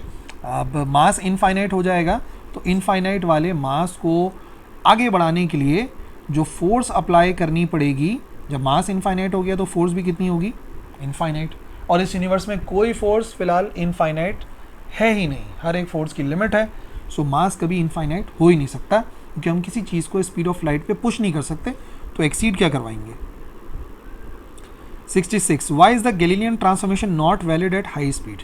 गैलीलियन ट्रांसफॉर्मेशन हाई स्पीड पर क्यों वैलिड नहीं होती, क्योंकि जो स्पीड ऑफ लाइट वाला कॉन्सेप्ट है, जो कि लॉरेंट्ज ट्रांसफॉर्मेशन हमने सीखा था, वो वॉयलेट हो जाता है, ठीक है ना। बाकी सारी बातें नहीं है इसके अंदर, सिर्फ ये वॉयलेट करता है constituency of speed of light को, और ये हमने डिस्कस भी करा था उसी लेक्चर में जिसमें हमने लॉरेंट्ज ट्रांसफॉर्मेशन को समझा था। 67 the example of inertial frame in everyday life. हमारी एवरीडे लाइफ के अंदर इनर्शियल फ्रेम कौन सा वाला मतलब एग्जाम्पल करेक्ट है। एक कार जो कि एक्सेलरेट कर रही हो हाईवे पर, एक ट्रेन जो मूव कर रही हो स्मूथली एट कांस्टेंट स्पीड, एक person standing spinning platform, aeroplane encountering turbulence. Turbulence होगी, एक्सेलरेशन प्रोड्यूस होगा, गलत हो गया। कार एक्सेलरेट कर रही है, गलत हो गई बात। एक पर्सन जो स्पिनिंग प्लेटफॉर्म पर है, उसमें भी सेंट्रीपिटल एक्सेलरेशन है। एक ट्रेन जो कि कांस्टेंट स्पीड के साथ मूव कर रही है, वो इनर्शियल फ्रेम ऑफ रेफरेंस है, क्योंकि इनर्शियल फ्रेम ऑफ रेफरेंस का मतलब या तो इन स्टेट ऑफ रेस्ट होगा या यूनिफॉर्म मोशन से मूव करेगा। 68 in a photo electric effect experiment the stopping potential is. अगर हम बात करें एक फोटो इलेक्ट्रिक इफेक्ट के एक्सपेरिमेंट की, तो स्टॉपिंग पोटेंशियल है वो क्या होता है। एनर्जी होती है इलेक्ट्रॉन को सैंपल से रिमूव कराना, kinetic energy of most energetic electron नहीं, पोटेंशियल एनर्जी नहीं। ये एक ऐसा इलेक्ट्रिक पोटेंशियल होता है कि अगर हम अप्लाई कर दें, ठीक है, तो जो फोटो इलेक्ट्रॉन है या फोटो इलेक्ट्रो करंट है, एक्चुअली वो वैनिश हो जाता है, यानी कि फोटो इलेक्ट्रिक इफेक्ट को ये बंद कर देगा। एक ख़ास अमाउंट ऑफ वोल्टेज होता है, अगर इस वोल्टेज को मैं अप्लाई कर दूं, ये है हमारे पास मिसाल के तौर पे नेगेटिव, और ये आ गए हमारे पास पॉजिटिव, ठीक है, ये है नेगेटिव फ़िलहाल के लिए, और ये आ गई पॉजिटिव, ठीक है। और फिर यहाँ से जो है ना, कोई भी सोर्स ऑफ लाइट है जो लाइट को इस तक पहुँचा रही है, तो लाइट इस तक पहुँच रही है तो इलेक्ट्रॉन यहाँ से इमिट हो रहे होंगे, ठीक है ना। लेकिन अगर मिसाल के तौर पे मैं इसको पलट दूँ, इस वाली वैल्यू को मैं थोड़ा सा पलट दूँ, ठीक है, नेगेटिव दूसरी तरफ कर दूँ, पॉजिटिव दूसरी तरफ कर दूँ, अभी कर देते हैं, पॉजिटिव और नेगेटिव की पोजीशन को चेंज कर दूँ, यानी इधर अब मैं कर दूँ पॉजिटिव और इधर कर दूँ नेगेटिव, तो वो इस फ्लो ऑफ करंट को रोकेगा, लेकिन कितना अमाउंट रोकेगा वो कहलाता है स्टॉपिंग पोटेंशियल, जिसको हम जाहिर करते हैं V नॉट से। क्वेश्चन नंबर 69 वर्क फंक्शन है एक सर्टेन सैंपल का 2.3 इलेक्ट्रॉन वोल्ट, ठीक है, कोई भी मेटल है उसका वर्क फंक्शन दिया हुआ है 2.3 इलेक्ट्रॉन वोल्ट। तो पहले तो उसको कन्वर्ट कर लेते हैं जूल में, क्योंकि हमें कन्वर्ट करना है और सॉल्व करना है, तो बेहतर है कि जूल में ही हो। तो ये हो जाएगा 2.3 इंटू 1.6, ये आ जाएगा हमारे पास 3.68 जूल, ठीक है, इसको हमने जूल में कन्वर्ट कर लिया। अच्छा, स्टॉपिंग पोटेंशियल मालूम करना है, और सैंपल जो है उससे जो इलेक्ट्रोमैग्नेटिक रेडिएशन है वो है 7.0 10 रेज़ टू दी पावर ये 14 हर्ट्स है, ठीक है, फ्रीक्वेंसी बड़ी वैल्यू होती 14 हर्ट्स। तो इलेक्ट्रोमैग्नेटिक रेडिएशन का V नॉट पता करना है, फ्रीक्वेंसी कितनी दी हुई है 7.0 10 raise to the power 14 hertz के बराबर। अब अगर आप इस्तेमाल करें आइंस्टाइन की फ़ोटो इलेक्ट्रिक इक्वेशन, तो उसके मुताबिक जो इलेक्ट्रोमैग्नेटिक रेडिएशन की एनर्जी होती है, एक्चुअली वो दो हिस्सों में कन्वर्ट होती है। एक तो इलेक्ट्रॉन काम करता है मेटल सरफेस से बाहर आने के लिए, और बाकी जो एनर्जी बचती है वो उसकी काइनेटिक एनर्जी के तौर पर नज़र आती है। ई को जाहिर करते हैं HF से। अच्छा जी, फाई नॉट हो गया हमारे पास, ये वैल्यू है ना, ये चलो फ़िलहाल फाई नॉट को फाई नॉट छोड़ देता हूँ, और काइनेटिक एनर्जी होती है EV नॉट, और ये है स्टॉपिंग पोटेंशियल जिसकी हम बात कर रहे हैं ना। तो रीअरेंज कर लो, तो HF minus phi naught divide by e बराबर आ जाएगा वी नॉट के। अच्छा जी, एच प्लैंक्स कांस्टेंट है 6.63 10 raise to the power -34, f frequency है 7.0 10 रेज टू दी पावर 14 और माइनस फाई नॉट 3.68 और यहाँ पर मैं 10 रेज टू दी पावर -19 लिखना भूल गया था। 10 raise to the power -19 over charge of one electron 1.6 exponent -19। ठीक है, कैलकुलेटर के अंदर पुट कर देते हैं 6.63 10 raise power -34 into 7.0 exponent 14 -3.68 exponent -19 और डिवाइड बाय 1.6 एक्सपोनेंट -19। तो ये आ जाएगा आंसर बराबर 0.60 वोल्ट के बराबर, जो कि यहाँ पे लिखा हुआ है।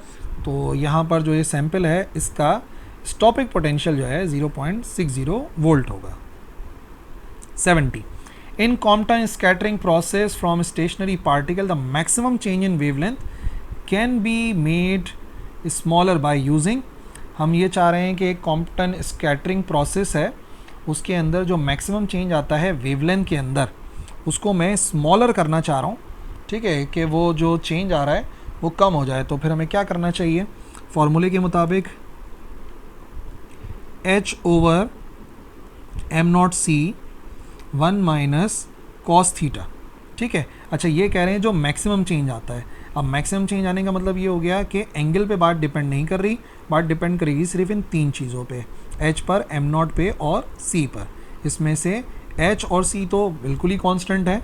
मास ऑफ पार्टिकल हम चेंज कर सकते हैं, तो जितना ज़्यादा मैसिव पार्टिकल इस्तेमाल करेंगे उतना जो चेंज इन वेवलेंथ आएगा वो ऑटोमेटिकली कम हो जाएगा, जो कि आपको नज़र भी आ रहा है, सही ना। तो हमें स्मॉलर करना था मैक्सिमम चेंज को। Question number 71 of the following Compton scattering from electron is most easily observe for. जितनी वेवलेंथ शॉर्ट होती है उतना बेहतर होता है Compton scattering process. Very short wavelength X rays की होती है, विजिबल से, इंफ्रारेड से तो बिल्कुल ही नहीं देख सकते, अल्ट्रा वायलेट से मोस्ट ईजिली ऑब्जर्व नहीं कर सकते। मोस्ट ईजिली ऑब्जर्व करना है तो इतनी छोटी वेवलेंथ होनी चाहिए जैसे कि एक्स रेज है। ठीक है ना। Question number 72 in Compton scattering process from stationary electron the largest change in wavelength occurs when the photon is scattered through. देखो जैसी रेडिएशन आगे टकरा रही है ना, यहाँ से रेडिएशन आगे टकरा रही है, ये रहा स्टेशनरी इलेक्ट्रॉन। सबसे मैक्सिमम चेंज इन वेवलेंथ कब आएगा, जब वो टकरा कर इसी एंगल पे वापस चली जाए, यानी कि 180 डिग्री का जब चेंज आएगा ना, स्कैटरिंग होगी, तब वेवलेंथ के अंदर मैक्सिमम चेंज आएगा। और वो बड़ी सिंपल सी बात है। वैसे डेल्टा लैम्डा बराबर होता है h अपॉन एम नॉट सी। तो 1 माइनस कॉस थीटा अगर आप पुट करेंगे ना, तो कॉस की जगह पे कितना पुट करना है, 180 होगा। 1 minus cos 180 h upon m not c. Cos 180 बराबर होता है माइनस के 1 के, तो हो जाएगा m not c 1 minus minus plus का 1। कॉस 180 माइनस का 1 होता है तो माइनस माइनस प्लस 1, तो जो चेंज आएगा मैक्सिमम वो 2h ओवर एम नॉट सी के बराबर होगा। तो वैल्यू याद कर लो, और नहीं तो ये जो मैंने लॉजिक बताई है इसके ज़रिए याद कर लो। 73 इन फोटो इलेक्ट्रिक इफेक्ट, जब भी लाइट फॉल करती है मेटल की सरफेस के ऊपर, तो जो मटेरियल है उसमें से क्या इमिट होता है, इलेक्ट्रॉन इमिट होता है। फोटो इलेक्ट्रिक, फोटो का वर्ड इस्तेमाल होता है लाइट के लिए, ठीक है, और इलेक्ट्रिक का वर्ड इस्तेमाल हो रहा है फॉर इलेक्ट्रॉन। तो बड़ी सिंपल सी बात है, फोटो इलेक्ट्रिक इफेक्ट के अंदर इलेक्ट्रॉन्स इमिट होते हैं। Question number 74 threshold frequency is defined as. Threshold frequency वो मिनिमम फ्रीक्वेंसी होती है जिस पे फोटो इलेक्ट्रिक इफेक्ट इमिट हो जाता है। So the frequency of incident light which can be cause photo electric effect, minimum frequency जिस पे फोटो इलेक्ट्रिक इफेक्ट होता है उसे थ्रेशोल्ड फ्रीक्वेंसी कहते हैं। और अगर वेवलेंथ की बात होती है तो मैक्सिमम वेवलेंथ होती है जिसे कट ऑफ वेवलेंथ कहते हैं। Which logic gate combination produces an output of 1 when at least 1 input is 1। ये डेफिनेशन है और गेट की। एक ऐसा गेट, जो और गेट होता है उसमें कोई भी इनपुट, एक इनपुट अगर हाई हो जाता है, 1 हो जाता है, तो ऑटोमेटिकली जो आउटपुट है वो हाई या 1 के इक्वल हो जाता है। 76 in a circuit with a 2 input OR gate, इन और गेट है, ठीक है, 2 इनपुट वाला। तो स्टेटस ऑफ लैम्प बताइए जब कोई भी एक स्विच क्लोज हो जाए। कोई भी एक स्विच क्लोज हो जाएगा, करंट पास हो जाएगा, नतीजे में और गेट की वजह से जो लैंप है वो ऑन हो जाएगा। सही ना, और गेट के अंदर अगर कोई भी एक स्विच क्लोज है तो करंट पास होगा, करंट पास होगा तो उससे अगर कोई आपने लैंप जोड़ा हुआ है तो वो ऑन हो जाएगा। ये और गेट के लिए है, एंड गेट के लिए नहीं है। एंड के लिए दोनों का क्लोज होना ज़रूरी है। The amount of energy which is necessary to start photo electric emission is called, कम से कम कितनी एनर्जी चाहिए होती है। एनर्जी के मामले में याद रखो बच्चों, उसे वर्क फंक्शन कहते हैं, मिनिमम एनर्जी, क्योंकि जब भी हम एनर्जी प्रोवाइड करते हैं तो पहले इलेक्ट्रॉन वर्क डन करता है मेटल सरफेस से बाहर आने के लिए। अगर इतनी नहीं होगी तो फोटो इलेक्ट्रिक इफेक्ट नहीं होगा, है ना। हाँ, अगर कुछ एक्स्ट्रा होती है तो वो इलेक्ट्रॉन की काइनेटिक एनर्जी के तौर पे नज़र आती है, बट स्टार्ट करने के लिए एटलीस्ट इतनी एनर्जी होना ज़रूरी है। 78, लेज़र क्या होती है। Light amplification by stimulated emission of radiation. Laser से क्या इमिट होता है बच्चों, लेज़र से फोटॉन्स इमिट होते हैं। सो हाईली कोहेरेंट फोटॉन्स इमिट होते हैं laser beams. 79, the frequency of half wave signal is, जो हाफ वेव सिग्नल है, हाफ वेव रेक्टिफायर है, उसकी फ्रीक्वेंसी बराबर होती है लाइन फ्रीक्वेंसी के। सिर्फ होता ये है कि जो एक वो होता है हमारे पास हाफ साइकिल, वो जो है वो ख़त्म हो जाती है, बाकी जो है वो आगे बढ़ जाती है, तो फ्रीक्वेंसी पे कोई फ़र्क नहीं पड़ता हाफ वेव में। और अगर कोई मल्टीपल चॉइस क्वेश्चन आपको मिले कि फुल वेव में क्या होता है, तो उस मामले में फ्रीक्वेंसी डबल हो जाती है, ठीक है ना। तो इसकी मदद से आप उसको भी याद कर सकते हो। ये आ गया full wave rectifier, the output frequency ये बच्चों डबल होती है, 2 टाइम्स होती है इनपुट के, क्योंकि वो जो आधी हाफ साइकिल होती है वो भी आगे कंबाइन हो जाती है, नतीजे में जो फ्रीक्वेंसी होती है वो दुगनी हो जाती है। 81, एन ऑब्जेक्ट एट रेस्ट, एक ऑब्जेक्ट है जो कि रेस्ट में है, ठीक है, उसका मास 1 kg है, और अब हम क्या कर रहे हैं, अब हम उसको जो है वो मूव करवा रहे हैं स्पीड ऑफ 0.9 c के साथ। तो मास वाला फॉर्मूला है, mass defect, sorry mass variation, delta m बराबर होता है डेल्टा m नॉट, डेल्टा नहीं भी लगाना चाहो तो कोई इशू नहीं है, 1 - v²/c²। रेस्ट वाला मास 1 के बराबर है, 1 - v की जगह पर आना चाहिए 0.9 c का स्क्वायर ओवर c², तो आपको 0.9 का स्क्वायर करना पड़ेगा। तो जो नया वाला मास है वो बराबर आएगा 1/1 - 0.9 का स्क्वायर बराबर होता है 0.81 c², और नीचे ऑलरेडी लिखा हुआ है c², c² से c² कैंसिल, 1 में से माइनस करो 0.81, ये आ जाएगा 0.19। डेल्टा m बराबर आएगा 1/√0.19, अंडर रूट ले लो 0.19 का, ये आ गया 0.43, 1 divide by 0.435, 1 divide by 0.435 is equal to 2.29, जिसको आप राउंड ऑफ कर सकते हो 2.3 के बराबर। This 82, laser action requires a medium with at least, laser action जो है उसमें 3 स्टेट्स की ज़रूरत होती है, 3 एनर्जी लेवल की ज़रूरत होती है, जिसके अंदर ग्राउंड स्टेट, एक्साइटेड स्टेट और मेटा स्टेबल स्टेट मौजूद होती हैं। 83, पॉपुलेशन इन्वर्जन अकर होता है। पॉपुलेशन इन्वर्जन कहाँ होता है, ये सवाल है। सही है, एक्टिव मीडियम में, गैस मीडियम में, पैसिव में।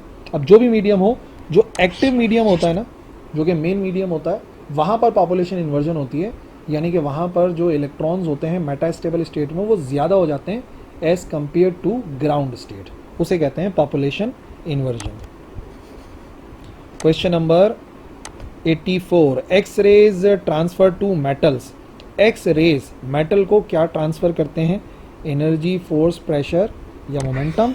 एक्स रेज बच्चों मोमेंटम ट्रांसफ़र करते हैं, और मोमेंटम को ऐसे ही बस समझ लो कि एक्चुअली वो स्पीड प्रोवाइड करते हैं, तो स्पीड का मतलब ये हो गया कि मोमेंटम बढ़ जाता है। एनर्जी नहीं बढ़ती मेटल्स की, ना फोर्स ना प्रेशर, जस्ट पार्टिकल्स की स्पीड बढ़ती है तो मोमेंटम बढ़ता है, जैसा कि कॉम्पटन इफेक्ट में हम समझते हैं। 85, X rays are deflected by. X rays किस चीज़ से डिफ्लेक्ट हो सकती हैं, मैग्नेटिक फील्ड से डिफ्लेक्ट हो सकती हैं, ग्रेविटेशनल, इलेक्ट्रिक, नो, ये इनमें कोई चार्ज नहीं होती, तो ये किसी फील्ड से डिफ्लेक्ट नहीं होती। X rays are not deflected by any field, क्योंकि इनके ऊपर कोई चार्ज ही नहीं है।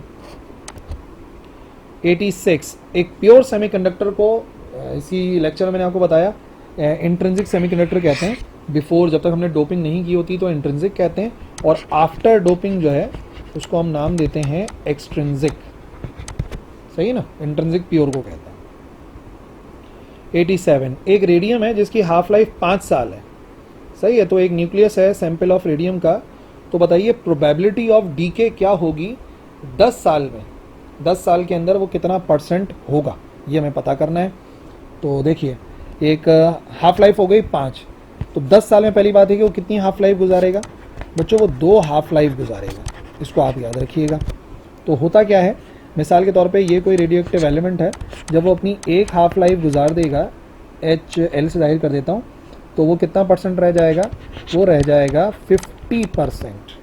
सही है, 100% से कितना रह जाएगा, वो रह जाएगा 50%। और 50% को आप ऐसे भी रख सकते हैं कि वो 1/2 हो जाता है। ठीक है, फिर जब अपनी दूसरी हाफ लाइफ गुजारेगा, तो दूसरी हाफ लाइफ 10 साल के अंदर जब गुजार रहा है, तो वो कितना रह जाएगा, वो रह जाएगा 1/4। 1/4 का मतलब होता है 25%। सही है, तो कितना डीके हो जाएगा 10 साल के अंदर, 10 साल के अंदर तकरीबन 75% डीके हो जाएगा, जो बचेगा वो 25% होगा। इससे हमें पता चल गया। 88, emission of beta particle by an element affects its mass number A in the following way, remains the same। सही है, जब भी बीटा पार्टिकल इमिट होता है, चाहे पॉजिटिव इमिट हो या नेगेटिव इमिट हो, एटॉमिक नंबर पे तो फ़र्क पड़ता है, वो बढ़ता है या कम होता है, बट एटॉमिक मास पे कोई फ़र्क नहीं पड़ता। 89, as the number of nucleons in a nucleus increases, अगर न्यूक्लियॉन्स की तादाद बढ़ती रहती है किसी न्यूक्लियस के अंदर, तो ऐसी सूरत में बाइंडिंग एनर्जी पर न्यूक्लियॉन पे क्या फ़र्क पड़ता है। तो बच्चों वो एक ग्राफ है, आपने उस ग्राफ को याद रखना है। वो जो ग्राफ होता है ना, यहाँ पर हम बनाते हैं उसका एक ही वैल्यू बताते हैं एटॉमिक मास की, और यहाँ पर हम बताते हैं बाइंडिंग एनर्जी पर न्यूक्लियॉन, जिसको बाइंडिंग एनर्जी बार से जाहिर करते हैं ना। तो इसका जो पैटर्न होगा ना, तकरीबन इस किस्म का होता है कि यहाँ पर यहाँ से स्टार्ट होता है, फिर हीलियम तक जा रहा है, ट्राइटॉन पे कम हो गया, फिर लिथियम होता है, लिथियम के बाद फिर जाते जाते कार्बन के बाद इंक्रीज़ होते होते फिर वो डिक्रीज़ होने लगता है। पहले इंक्रीज़ होता है, फिर डिक्रीज़ होता है। First increases and then decreases with the increase in mass number, ऐसा होता है। 90, in binary representation the correspond of zero. Digital electronics के अंदर जो ज़ीरो लिखते हैं, इसका क्या मतलब होता है, लो स्टेट होता है, हाई स्टेट होता है, ओपन सर्किट, क्लोज सर्किट, इसको हम कहते हैं लो स्टेट, और हाई स्टेट को जाहिर करते हैं 1 से डिजिटल इलेक्ट्रॉनिक्स में। 91, the primary purpose of a truth table. Truth table के अंदर, ट्रुथ टेबल का प्राइमरी पर्पस क्या है, क्यों हम ट्रुथ टेबल को इस्तेमाल करते हैं, इनपुट वोल्टेज को डिटरमाइन करने के लिए नहीं, मेजर ऑफ सर्किट रेजिस्टेंस नहीं, सिर्फ एनालाइज करते हैं कि किस इनपुट के कॉम्बिनेशन के ऊपर क्या आउटपुट आएगा। तो ट्रुथ टेबल का मेन ये काम होता है।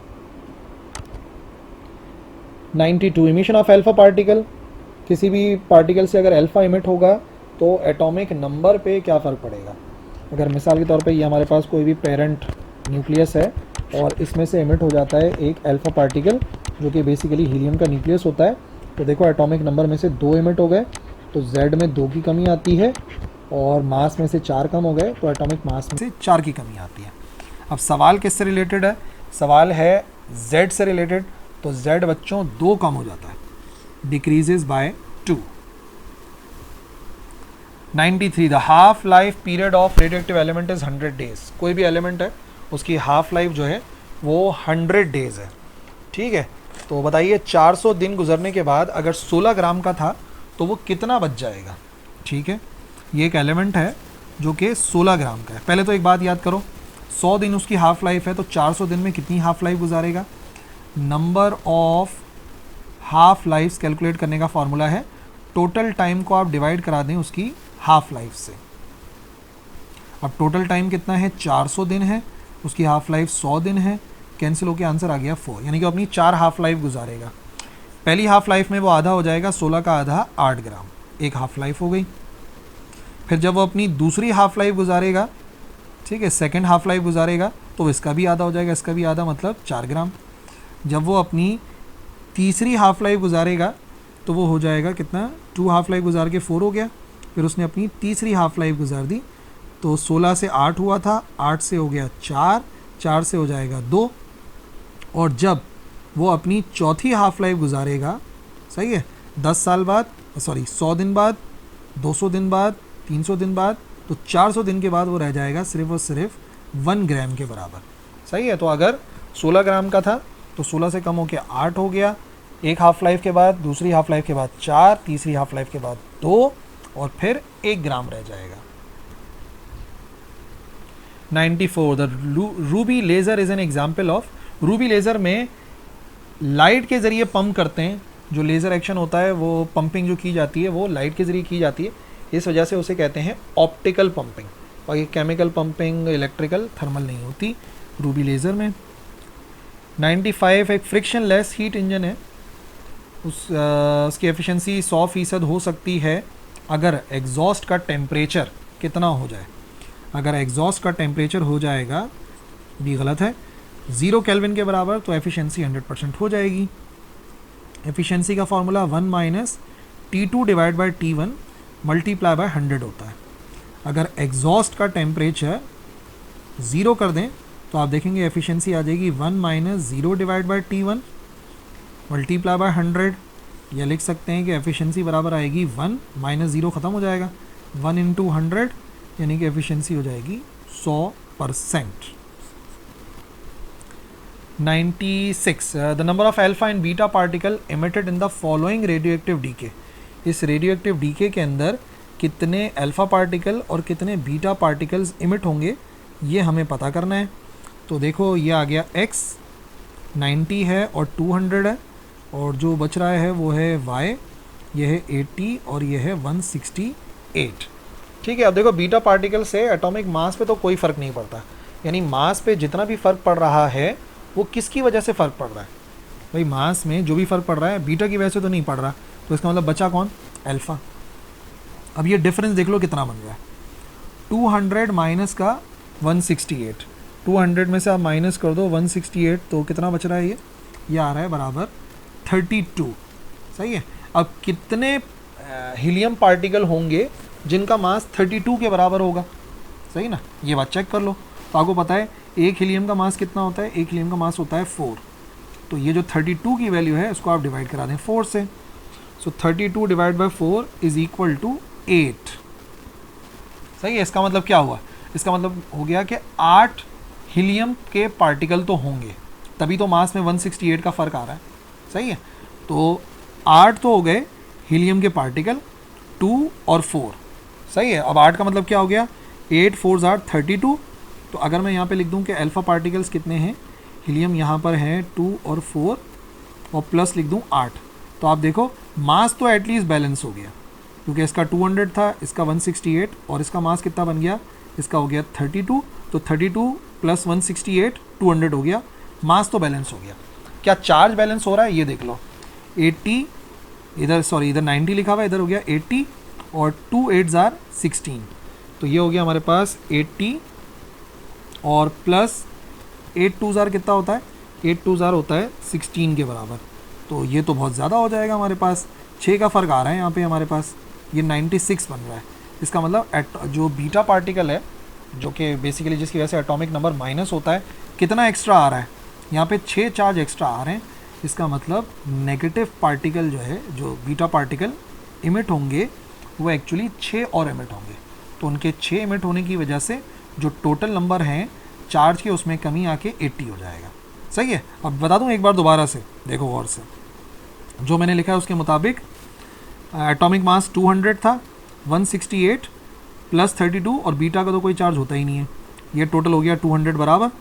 ठीक है, 90 यह आ गया 80, इसका हो गया 96, और इसका हो गया माइनस का 6, क्योंकि मैं कह रहा हूँ कि 6 बीटा पार्टिकल हैं, तो 96 - 6 ये कितना हो गया, ये हो गया बराबर 90 के। सब कुछ बैलेंस है, तो 8 अल्फ़ा पार्टिकल और 6 बीटा पार्टिकल होंगे।